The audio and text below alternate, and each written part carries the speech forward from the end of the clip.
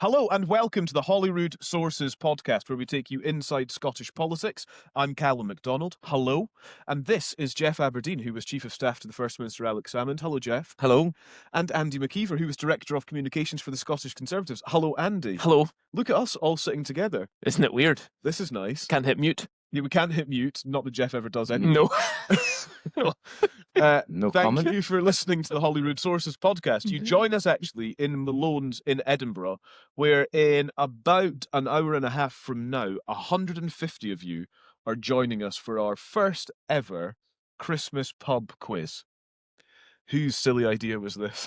Yours. Not No, Geoff's. it was mine. That's true. Geoff's come round to the idea a lot. Yeah. I mean, he started off quite vitriolic Quite about cynical. it. I'll take a decision on this after the event.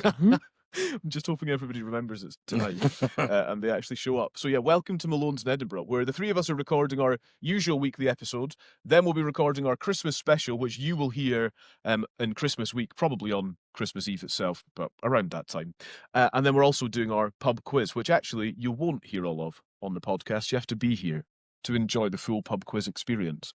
So there you are. You might. It's also, it's given that we usually record on Wednesday morning, it's quite unusual for me to be drinking a pint of Guinness during the recording of the podcast. But thanks to Diageo. Well, indeed, the pub quiz, etc., sponsored by Diageo. Nice one. You can watch us as usual on YouTube. Thank you if you're watching. If you're not already subscribed there, just search for Holyrood Sources. You'll get full episodes. You'll get clips as well. Subscribe to our channel. Subscribe to our X, our TikTok. Find us on Instagram or join the mailing list. That's how you will know about next year's pub quiz first. Go to holyroodsources.com.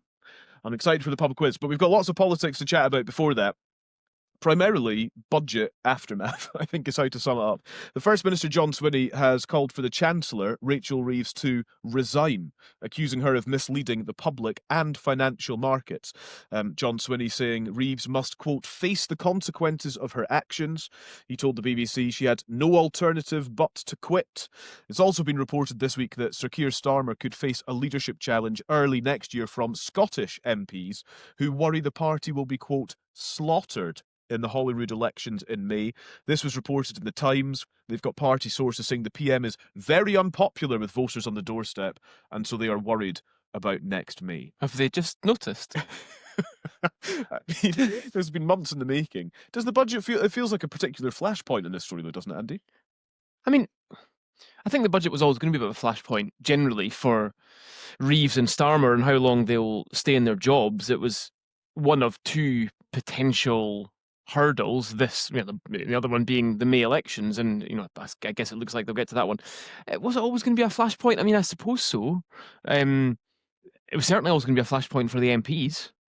There's no doubt about that. But you kind of felt last Wednesday like they'd got their pound of flesh and got what they wanted. But as I think I said, I can't remember if it was on Wednesday's podcast or Friday's podcast, the problem with rebelling MPs is once they get their pound of flesh, they just immediately move on to the next pound of flesh and want that one as well. And that's where we are. Yeah. The other quote from this, Geoff: the situation is untenable. The question for those of us with elections next May is there time for a change, or do we wait to be slaughtered? My preference is before May. Yeah, I'll come to that in a second, but, we're day six since the budget. And discussions around the budget in across our political and civic discourse has been dominated about whether the Chancellor lied or how big was the lie, conceding that she did. That is politically untenable, frankly. You want to be in a position to speak for your budget, to talk up the things that you see in the budget which are good and positive, and you've seen some noble attempts from particularly Douglas Alexander in Scotland and Anna Sarwar talking up the child payment benefit cap. You've talking about welfare spending. I think Keir Starmer said in a speech that this is one of his most proudest moments as Prime Minister, the big welfare spending. But nobody's talking about that. They're talking about whether they lied.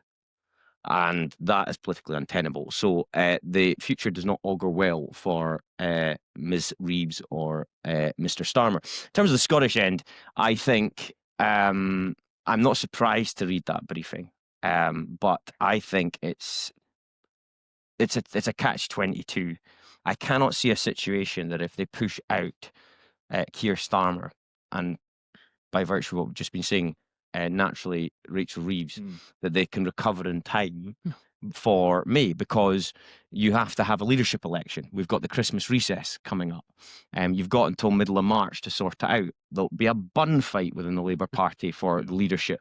And I just don't think that context helps them at all. I think they've got to limp on and try and speak to the virtue How do of... they think? I mean, what do they think is going to happen? Who do they think is going to? I mean, It's a great save. Harry Houdini. But it's not going to get them out of this. Like, it doesn't matter who it is. It's not going to. No, I don't necessarily agree with that. In the space of time. No, but in the space, that's the problem, the time. So I reckon there is potentially a saviour there. You can never rule that out in politics.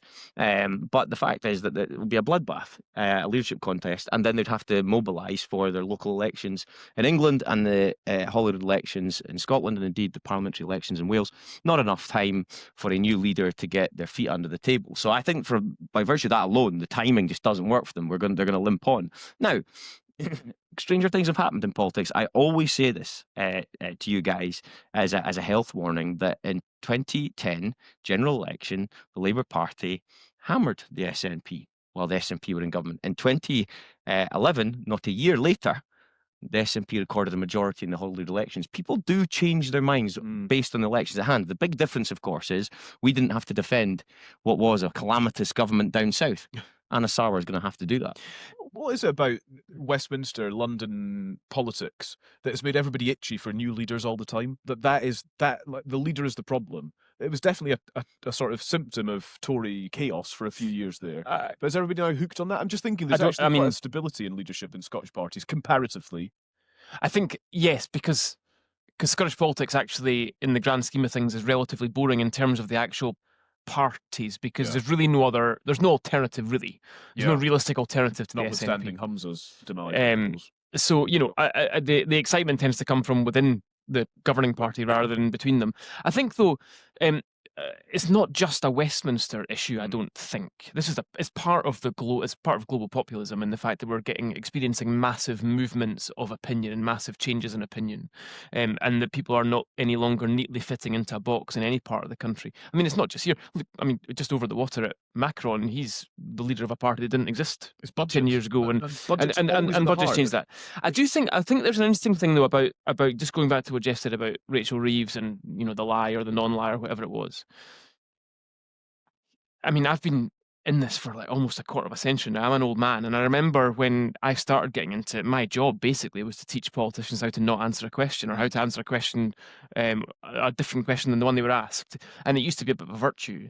And I think we've reached a point now, and your Times Radio colleague Kate McCann has been very interesting in this over the last few days. Brilliant on this. I mean, I wasn't very successful at that with the Tories, incidentally, but your colleague Kate McCann has been fascinating on it, because she's been saying what I think a lot of her colleagues probably are thinking as well, which is that are we actually maybe reaching an age where that doesn't work anymore? People are just completely, and if you listen to Reeves and if you listen to other ministers coming on as well, Darren Jones when he was on 2 mornings ago. Now that's he's a pretty competent guy. Yeah. And Kate McCann made him look like a child. Yeah. To be honest, with very simple, clear questions. She wasn't being mean. No, and they look so completely ridiculous because they are totally unable to say it's not. And this is where it's not about telling the truth necessarily, because you can't necessarily pinpoint actual specific lies, but it's a complete failure to be straight with people. And I think the Reeves thing is actually just not an isolated incident. I don't think what she did with the OBR stuff. It's actually just an extension of what's been happening for years in all parties. And maybe Kate McCann's right. Maybe it's coming to head. 2 points very quickly. Conviction and vision. Conviction and vision. Labour have shown none of that since they came to government. I've said it before, I am going to repeat it. You can chart this back to the campaign. It was priced in they were going to win. It was priced in that we're going to win by a big margin.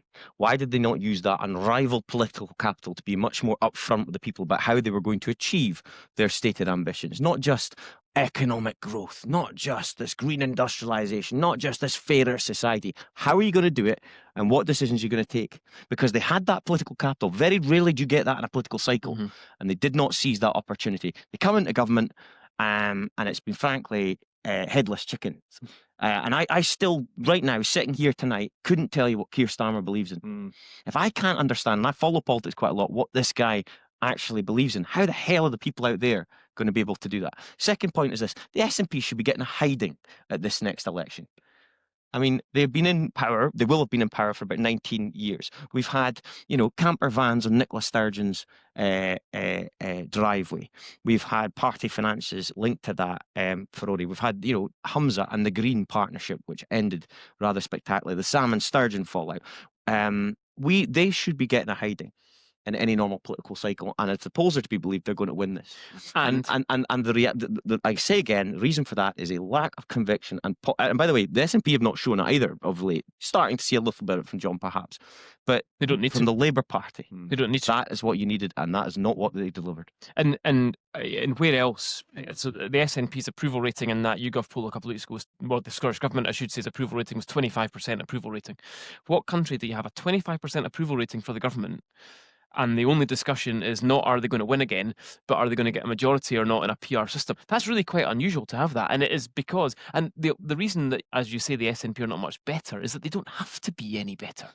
They only have to be good enough to beat to get over the opposition, and the opposition's nowhere. So. Yeah, and look, one thing I would look out for in this election, I think turnout's going to be a hell of a low. I think, who's engaged? Who's enthused to go into the ballot box in the context we've set out? People are not going, yay, SNP.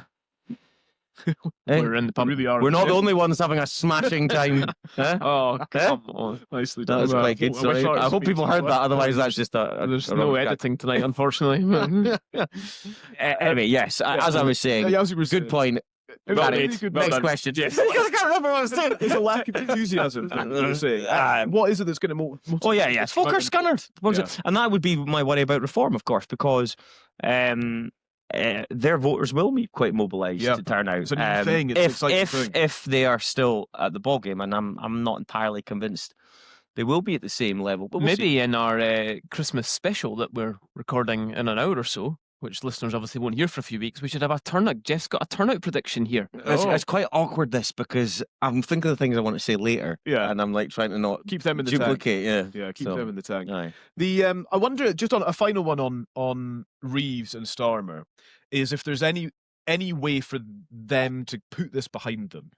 And I say that because today, Professor David Miles from the Office for Budget Responsibility was in the Commons at the Treasury Select Committee answering questions about this whole budget farce, basically. And he said he doesn't believe the Chancellor was being misleading when she said the state of the public finances were, quote, very challenging in the run-up to the budget.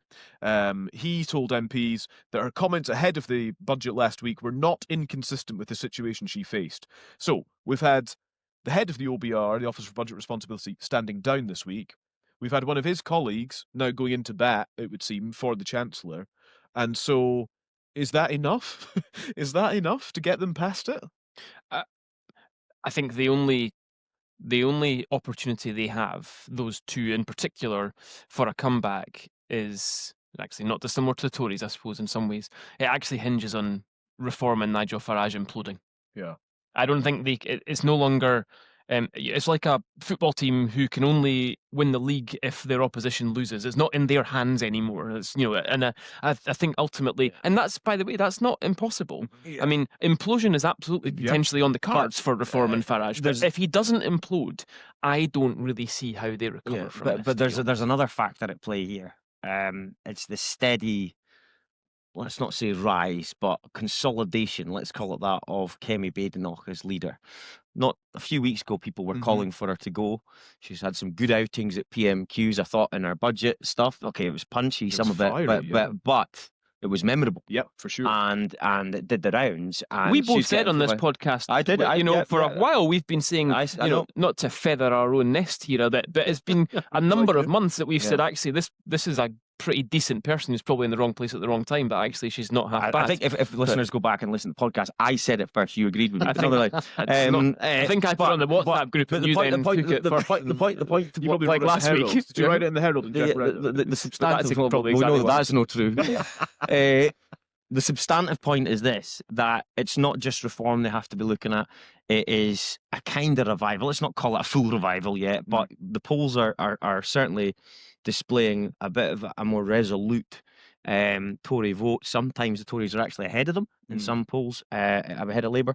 And then there's this other factor of the Zach Polanski Green rise, which it's difficult to tell how sustained that will be, But nonetheless, it's not just about what happens to Reform anymore, because if Reform implode, then, I think Kemi Badenoch will be fancying her chances of mopping up those votes.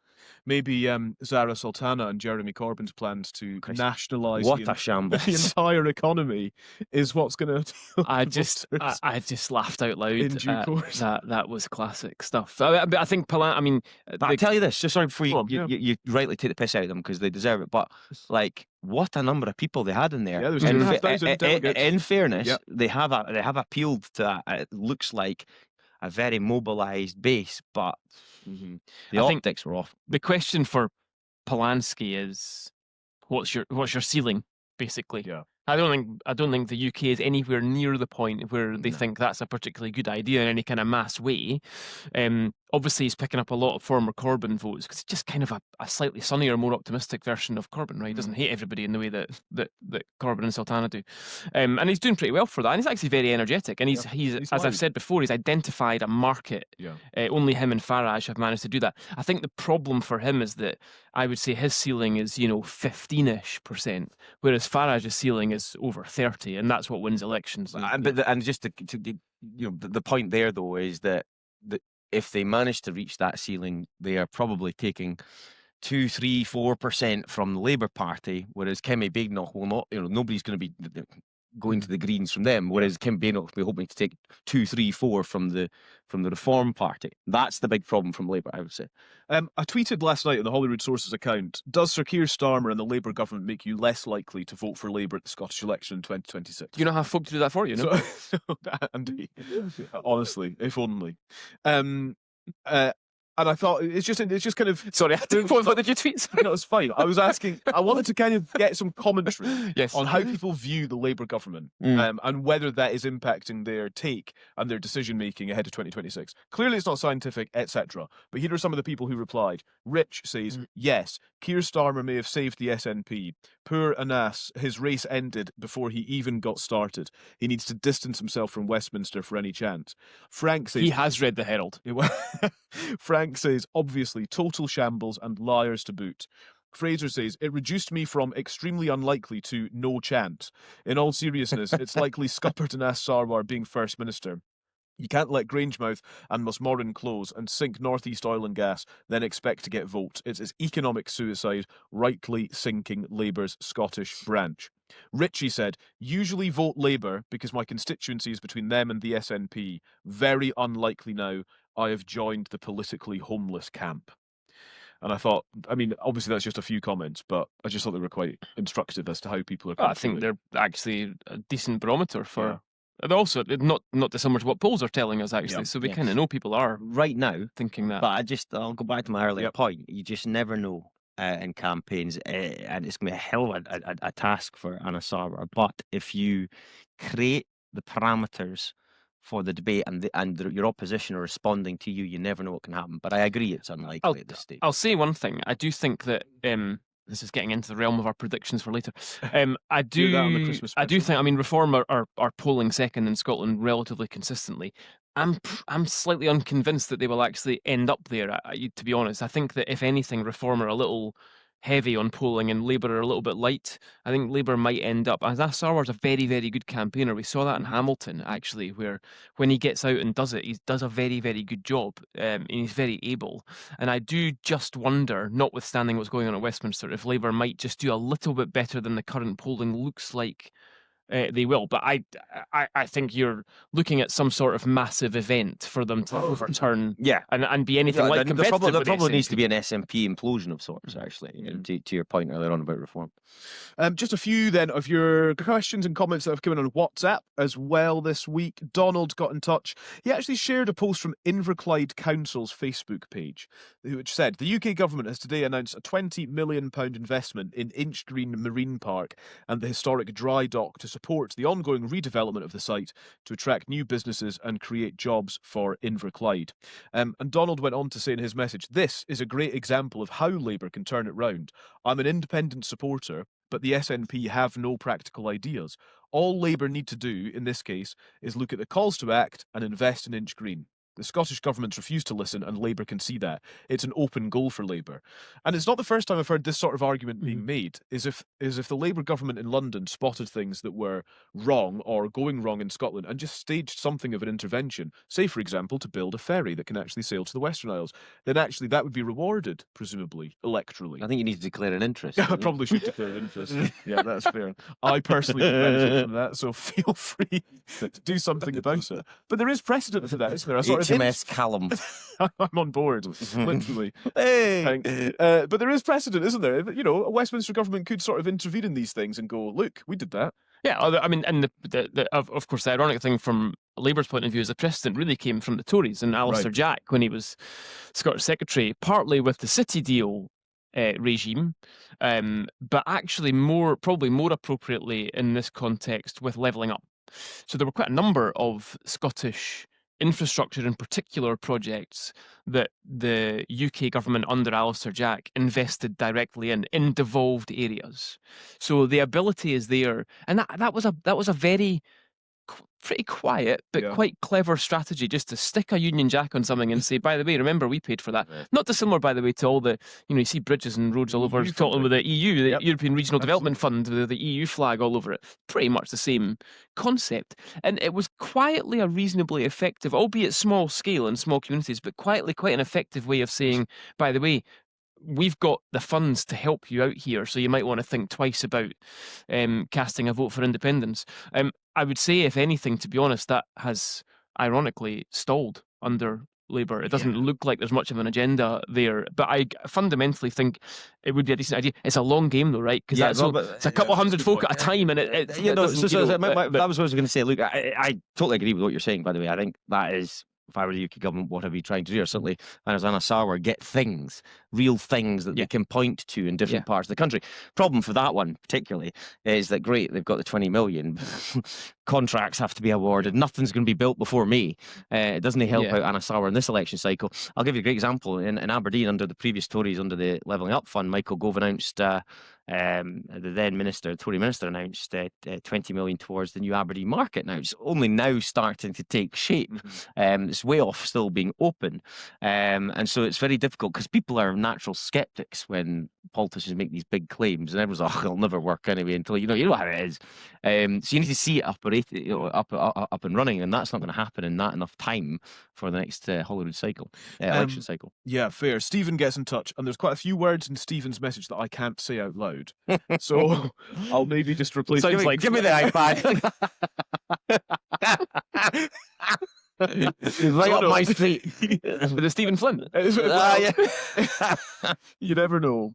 He says, hello, avid listener here. I've just watched Rachel Reeves deliver the budget, and I am, bad word, raging. So far, it could be Stephen Flynn, to be fair. Actually. I knew what was coming wasn't going to be ideal, but when she suggested that Scotland only got £800 million plus because Anas Sarwar asked for it, is ludicrous. It is Stephen Flynn. Even if that were true, it goes to show the utter contempt Westminster has for Scotland, and Reeves is either playing politics to try to save Scottish Labour from their disastrous polling, or has no idea how Barnett consequentials work. Stephen goes on to say, I didn't vote in 2014, but in 2019 I got on the electoral roll to vote for Jeremy Corbyn just to try and keep, bad word, Boris out, because that was clearly going to be an absolute, bad word, disaster. I've always been on the fence with independence, however. The argument that Scotland would be much more successful as an independent country is getting stronger and stronger, in my opinion. Just look at the Republic of Ireland, which also had problems, but at least it has a surplus. I know my language has been fruity, says Cease. Has been, Stephen. But I'm a 32-year-old from Govan. Just be thankful I avoided calling Nigel Farage and co. a bad word. That was the worst word, actually. It was the worst word. That one would get us taken off Apple Podcasts, I think. Take care, boys, and keep making more episodes. P.S. Geoff's a legend. Get back in Parliament. They need you. Oh, it's not Stephen Flynn. It's not Stephen Flynn. That rules Stephen Flynn out. Yeah, good on you, Stephen. I don't mind your fruity language. Keep the emails coming. Stephen. Now you've got Jeremy Corbyn voters. I know. I think I know. I know. I think, you know, there's a neat summary though from Stephen, isn't it, on the money that Rachel Reeves said Anas Sarwar got, people's knowledge of the Barnett consequentials, people's dislike of Boris, not quite sure where he stands on independence, but he's maybe becoming more convinced. I just thought it was a really interesting message. Right, here's one from Evan. This budget was completely underwhelming. This Labour government playing it safe yet again. You'd think by now they'd realise something radical is needed to turn the economy around and address the complete national disillusionment with their leadership. The lack of any action on the windfall tax is absolutely criminal, says Evan. And the one major concession, scrapping the 2-child benefit cap, is a year overdue. P.S. Love the pod. Look forward to listening to your reactions. Well, Andy, give Evan a reaction. thank you very much, Evan, for that last comment, but I have to sort of disagree because I don't think it is safe. I mean, I think it's the opposite of safe. It's safe in terms of, the budget. I think it's safe in terms of being able to stroll out of the Commons with a few pats on the back and Labour MPs waving their order papers. But if you look at polling, it's exactly, I mean, everything was what the country did not want. That's not, I don't think that is safe when you do that, to be honest with you. I think it all goes back to this total disconnect between what people are looking for and what politicians presume people are looking for, because people have changed the last 5 years. People have completely changed their basic metrics of how they think politics should be done and what policies they think should be pursued. So I think it was a dangerous budget because it put the government completely against public opinion in almost every sense. Right. Nothing to add, Your Honour. That's fine. Totally fair. And Colin, finally. Now, these sorts of messages always get on the pod. Let that be a lesson to you. Andy is wrong on taxing wealth. Oh, come on. Stop there. Who's he? This guy? Let's get him on the pod. Colin says the real issue in the UK is the squeeze on middle and upper class incomes, not a squeeze on the wealthiest. They tax wealth perfectly sensibly in Switzerland and Spain. There is no exodus of wealth in the UK. There is the opposite. In 1990, we had 15 billionaires. Today, we have over 150 billionaires. And in that time, Britain's wealthiest have increased their combined wealth by over 1,000%, according to the Equality Trust. Colin says, I'd love Holyrood Sources to do a special on wealth taxes and inequality. I'm adding, if you know a billionaire who might sponsor it, give us a shout. I think a lot of people would tune in for that, and Andy could eat some humble pie. Well, I'll eat most things. But on a serious point, weird. Carry on. Don't get derailed now. Is this gentleman saying he wasn't in favour of the budget either? I think probably just not in favour of me. I think he's not in favour of Andy. Okay, he's not in favour of. Well, hang on. I think what his point is that when we refer to a wealth tax, perhaps too broad a term, because he's saying super wealthy people are still kind of getting. But what's interesting about this is we had my best pal Stephen in Govan, and the two other emailers there, all unhappy with the budget, all probably people that Labour would want to have approved on their side of this budget. And therein lies the inherent difficulty the party probably faces. They thought that they'd have people coming out to bat for this budget in the public. Doesn't look that way. Yeah, that's a fair point, actually. So 1990 is an interesting year to choose, because I think I'm right in saying that in about 1990, there were in the mid-teens of European countries that had wealth taxes, and the vast majority have got rid of them because they don't work. There's hardly any left who've got wealth taxes. I think billionaires are absolutely fantastic. I would like to have absolutely tons of billionaires in this country because they pay gigantic amounts of tax. They might not pay as much tax as people would want them to pay. They might want them to pay 90% tax on everything they earn. But they pay huge amounts of tax, and that tax goes towards everything that we see around us. So it just is a complete no-brainer to me that you don't want people who pay that much tax to leave. It's incredibly counterproductive to try and push that sort of people out. The stats are the stats, I'm afraid. There are billionaires who are leaving, and it's very easy for billionaires to leave because they can pretty much live anywhere and do what they want, and they'll be fine. It's not really impacting them, it's impacting the rest of us, because with their billions and with their wealth, they also take a lot of tax with them. And I just think it's fundamentally stupid to ruin your tax base in that way by taking out the people who pay the most tax. You might not like them, you might not like their wealth, but they pay absolutely shed loads of tax. Could they pay a bit more? Well, there's always a line at which people will say, that's too much and I'm going to go. It's not that we look at tax in an entirely stupid way. We look at rates. We should look at take. The important thing about tax is how much you actually get to fund the things that you want to fund. It's not about how much you take off every pound of a billionaire. It's how much do those billionaires actually generate you to fund public services. So, maybe they could pay a bit more, but if that risks them leaving, then that doesn't make sense, right? You want them to pay the amount that encourages them to be here and stay. And in fact, for more of them to come, create jobs, create wealth, and pay loads of tax. Good. I think that just about does us. We've got to go and get ready for the pub quiz in a sec. Anything else anybody wants to add to this episode? We all happy? I'm over the moon. We all good? Great. Delighted. In that case, thank you so much for your questions. Thank you for your comments as well. We really appreciate those always. You can email us, hello@holyroodsources.com, or you can WhatsApp us on 0333 404 6507. The next time you hear a podcast recorded from this room will be in a few weeks, and there'll be 150 people with us. Hopefully. Assuming they all show up. Yeah. Right, let's go and get organised for the pub quiz. We will talk to you again next week.